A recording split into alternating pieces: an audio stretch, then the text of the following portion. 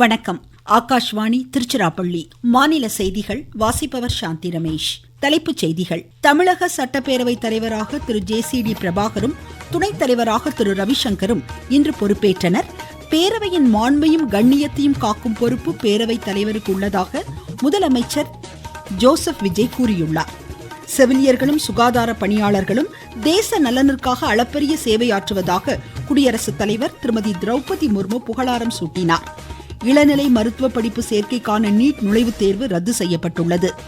நாட்டில் சமையல் எரிவாயு உற்பத்தி 54,000 மெட்ரிக் டன்னாக அதிகரித்துள்ளது என்று மத்திய பெட்ரோலியத்துறை அமைச்சர் திரு ஹர்தீப் சிங் பூரி கூறியுள்ளார். IPL 2020 கிரிக்கெட் போட்டியில் அகமதாபாத்தில் இன்றிரவு 7:30 மணிக்கு சன்ரைசர்ஸ் ஹைதராபாத் குஜராத் டைட்டன்ஸை எதிர்கொள்கிறது. இனி விரிவான செய்திகள். தமிழக சட்டப்பேரவை தலைவராக திரு ஜே.சி.டி. பிரபாகர் ஒருமனதாக தேர்ந்தெடுக்கப்பட்டார். துணைத் தலைவர் திரு ரவிசங்கரும் போட்டியின்றி தேர்வானார். தமிழக சட்டப்பேரவை இன்று கூடியதும் தற்காலிக சபாநாயகர் திரு கருப்பையா, பேரவைத் தலைவர் பதவிக்கு திரு ஜே.சி.டி. பிரபாகரும் துணைத் தலைவர் பதவிக்கு திரு ரவிசங்கரும் மனு தாக்கல் செய்துள்ளதாக குறிப்பிட்டார். இவர்கள் இருவரையும் தவிர வேறு யாரும் வேட்புமனு தாக்கல் செய்யாததால் போட்டியின்றி ஒருமனதாக இருவரும் தேர்ந்தெடுக்கப்பட்டதாக அறிவித்தார்.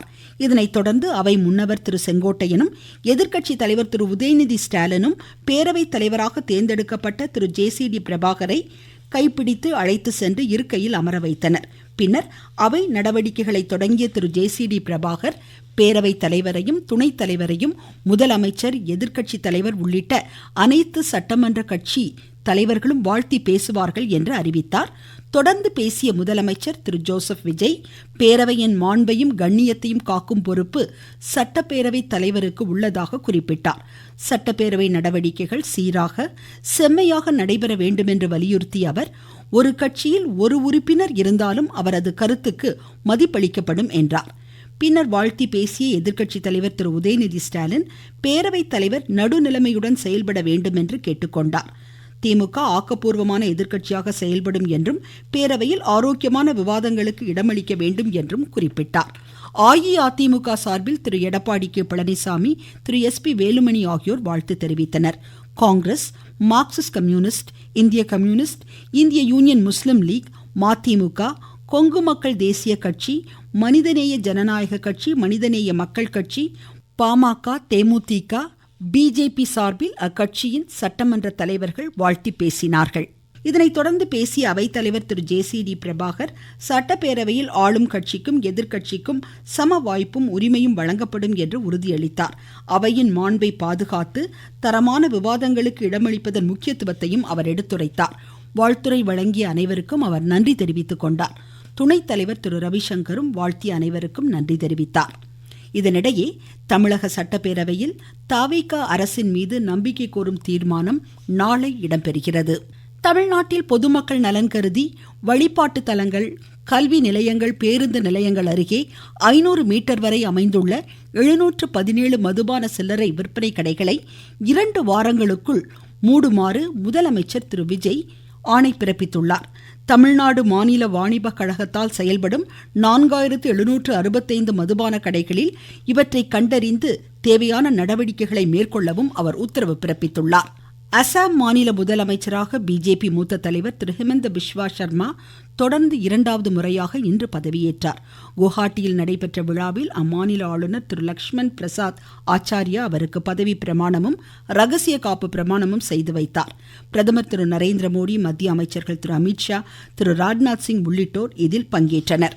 நீங்கள் கேட்டுக்கொண்டிருப்பது ஆகாஷ்வாணியின் மாநில செய்தி அறிக்கை. செவிலியர்களும் சுகாதார பணியாளர்களும் தேச நலனிற்காக அளப்பரிய சேவையாற்றுவதாக குடியரசுத் தலைவர் திருமதி திரௌபதி முர்மு புகழாரம் சூட்டியுள்ளார். சர்வதேச செவிலியர் தினம் இன்று கொண்டாடப்படுவதையொட்டி தேசிய புளோரன்ஸ் நைட்டிங்கேல் விருதுகளை சிறப்பாக செயலாற்றிய செவிலியர்களுக்கு இன்று வழங்கி பேசிய அவர், சவாலான தருணங்களில் தன்னலம் கருதாது தரமான மருத்துவ சேவையை வழங்குவதில் செவிலியர்கள் இன்றியமையா பணியாற்றுவதாக குறிப்பிட்டார். நோயாளிகளை கருத்துடனும் அயர்வின்றியும் அர்ப்பணிப்புடனும் கவனித்து உத்வேகத்துடன் செயலாற்றும் அனைத்து செவிலியர்களையும் குடியரசுத் தலைவர் பாராட்டினார். குடியரசுத் தலைவர் மாளிகையில் நடைபெற்ற இந்நிகழ்வில் மத்திய மற்றும் மாநில அரசுகளின் கீழ் பணியாற்றும் செவிலியர்களுக்கும் தன்னார்வ அமைப்பை சேர்ந்தவர்கள் உள்ளிட்டோருக்கும் விருதுகள் வழங்கப்பட்டன. செவிலியர்களுக்கு 1 லட்சம் ரூபாய் பரிசு தொகையுடன் பாராட்டு சான்றிதழும் விருதுகளும் வழங்கப்பட்டு கௌரவிக்கப்பட்டனர். மத்திய சுகாதார குடும்ப நலத்துறை அமைச்சர் திரு ஜே.பி. நட்டா, இணை அமைச்சர் திரு பிரதாப் ராவ் ஜாதவ் உள்ளிட்டோர் இந்நிகழ்வில் கலந்து கொண்டனர். திருச்சி மகாத்மா காந்தி நினைவு அரசு மருத்துவமனையில் செவிலியர்கள், மருத்துவர்கள் இணைந்து மெழுகுவர்த்தி ஏந்தி இத்தினத்தை உற்சாகத்துடன் கொண்டாடினர்.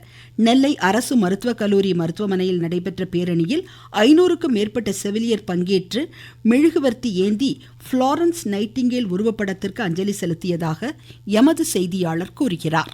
மருத்துவ சேவையில் அர்ப்பணிப்புடன் பணியாற்றும் செவிலியர்களுக்கு மரியாதை செலுத்தும் வகையில் உலக செவிலியர் தினத்தை முன்னிட்டு நெல்லை அரசு மருத்துவக் கல்லூரி மருத்துவமனையில் பேரணி நடைபெற்றது. பேரணியில் 500க்கும் மேற்பட்ட செவிலியர்கள் கலந்து கொண்டனர். புளோரன்ஸ் நைட்டிங்கேல் உருவப்படத்திற்கு மெழுகுவர்த்தி ஏந்தியும் அஞ்சலி செலுத்தினர். இதனைத் தொடர்ந்து பேரணி நெல்லை அரசு மருத்துவக் கல்லூரி மருத்துவமனை வளாகத்திலிருந்து புறப்பட்டு மருத்துவமனை வளாகத்தை சுற்றி மீண்டும் மருத்துவமனை முதல்வர் அறை முன்பு நிறைவு பெற்றது.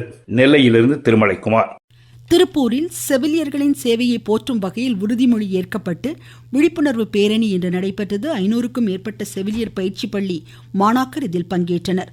தூத்துக்குடி அரசு செவிலியர் பயிற்சி பள்ளியில் நடைபெற்ற நிகழ்ச்சியில் பேசிய மாவட்ட ஆட்சித்தலைவர் திரு விஷு மகாஜன், 90% நோயாளிகளை செவிலியர்கள்தான் கவனிப்பதாக எடுத்துரைத்தார். செவிலியர்களின் குறைகளை களைய மாவட்ட நிர்வாகம் தயாராக உள்ளதாகவும் அவர் குறிப்பிட்டார். தேசிய தேர்வு முகமை சார்பில் கடந்த 3ஆம் தேதி நடத்தப்பட்ட இளநிலை மருத்துவ சேர்க்கைக்கான நீட் நுழைவுத் தேர்வு ரத்து செய்யப்பட்டுள்ளது. வினாத்தாள் கசிந்ததாக கூறப்படும் புகார்களை தொடர்ந்து மாணாக்கரின் நலன் கருதி இந்த முடிவு எடுக்கப்பட்டதாக தேசிய தேர்வு முகமை கூறியுள்ளது. இவ்விவகாரம் குறித்து மத்திய புலனாய்வு முகமையின் விரிவான விசாரணைக்கு பரிந்துரைக்க மத்திய அரசு முடிவு செய்துள்ளதாக கூறியுள்ள இம்முகமை இந்த விசாரணைக்கு முழு ஒத்துழைப்பு வழங்கப்படும் என்றும் கூறியுள்ளது. நீட் மறுதேர்விற்கான தேதிகள் பின்னர் அறிவிக்கப்படும் என்று கூறிய தேசிய தேர்வு முகமை இதற்கான பதிவு, தேர்வு தொடர்பான தகவல்கள், தேர்வு மையங்கள் போன்றவற்றில் எந்த மாற்றமும் இருக்காது என்றும் கூறியுள்ளது. மறுதேர்விற்காக யாரும் மீண்டும் பதிவு செய்ய வேண்டிய அவசியம் இல்லை என்று கூறியுள்ள தேசிய தேர்வு முகமை கூடுதல் தேர்வு கட்டணமும் பெறப்படாது என்று அறிவித்துள்ளது.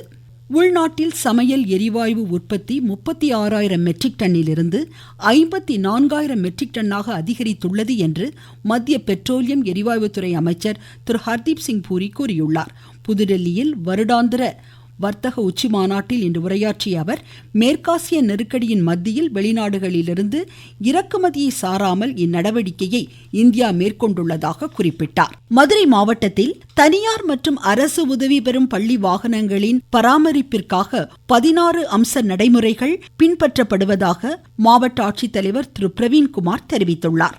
ஒவ்வொரு பள்ளி வாகனத்துக்கு கூட நம்ம அரசாணை கிணங்க ஒரு 16 அம்சங்கள் நான் வச்சிருக்கோம். போதுமான அளவுக்கு ஃபர்ஸ்ட் எய்ட் ஃபெசிலிட்டிஸ் அந்த பள்ளி வாகனத்துல இருக்கு. ஏதாவது ஒரு சின்ன சம்பவம் நடத்தினா ஓட்டுநர்கள் உடனடியாக கொடுக்கறதுக்கு போதுமான அளவுக்கு ஃபர்ஸ்ட் எய்ட் ஐட்டம்ஸ்கள், பேண்டேஜ் இருக்கட்டும், பேண்ட் எய்ட் இருக்கட்டும், டீச்சர் போன்ற பொருள்கள் எல்லாமே இருக்கான்றதுதான் உறுதி பண்றோம். அது மட்டும் இல்லாமல் ஒரு சம்பவம் நடக்கும்போது மாணவர்களுக்கு பாதுகாப்பு ரீதியில பள்ளி வாகனத்திலிருந்து வெளியே கொண்டு வரதுக்கான அந்த எமர்ஜென்சி எக்ஸிட் நல்லபடியா இருக்கா என்றத கூட நான் இந்த கூட்டாய்வுல நான் உறுதி செய்ய போறோம். நாகை நெல்கடை மாரியம்மன் கோவில் செவில் உற்சவம் வெகு விமர்சையாக நடைபெற்றதாக எமது செய்தியாளர் கூறுகிறார்.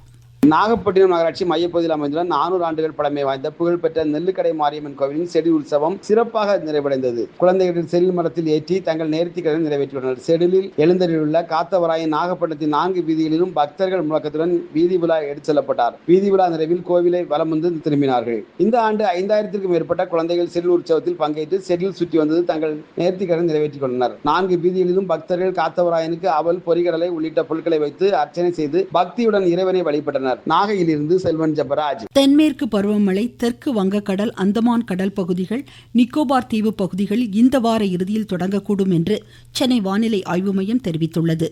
இதனிடையே தென்மேற்கு வங்கக்கடல் பகுதிகளில் நிலவும் காற்றழுத்த தாழ்வு பகுதி அடுத்த 48 மணி நேரத்தில் மேலும் வலுப்பெறக்கூடும் என்றும் இம்மையம் கூறியுள்ளது. IPL 2020 கிரிக்கெட் போட்டியில் அகமதாபாத்தில் இன்றிரவு 7:30 மணிக்கு சன்ரைசர்ஸ் ஹைதராபாத் குஜராத் டைட்டன்ஸை எதிர்கொள்கிறது. மீண்டும் தலைப்புச் செய்திகள். தமிழக சட்டப்பேரவை தலைவராக திரு JCD பிரபாகரும் துணைத் தலைவராக திரு ரவிசங்கரும் இன்று பொறுப்பேற்றனர். பேரவையின் மாண்பையும் கண்ணியத்தையும் காக்கும் பொறுப்பு பேரவைத் தலைவருக்கு உள்ளதாக முதலமைச்சர் திரு ஜோசப் விஜய் கூறியுள்ளார். செவிலியர்களும் சுகாதார பணியாளர்களும் தேச நலனிற்காக அளப்பரிய சேவையாற்றுவதாக குடியரசுத் தலைவர் திருமதி திரௌபதி முர்மு புகழாரம் சூட்டியுள்ளார். இளநிலை மருத்துவ படிப்பு சேர்க்கைக்கான நீட் நுழைவுத் தேர்வு ரத்து செய்யப்பட்டுள்ளது. நாட்டில் சமையல் எரிவாயு உற்பத்தி 54,000 மெட்ரிக் டன்னாக அதிகரித்துள்ளது என்று மத்திய பெட்ரோலியத்துறை அமைச்சர் திரு ஹர்தீப் சிங் பூரி கூறியுள்ளார். IPL 2020 கிரிக்கெட் போட்டியில் அகமதாபாத்தில் இன்றிரவு 7:30 மணிக்கு சன்ரைசர்ஸ் ஹைதராபாத் குஜராத் டைட்டன்ஸை எதிர்கொள்கிறது. இத்துடன் இந்த செய்தியறிக்கை முடிவடைந்தது.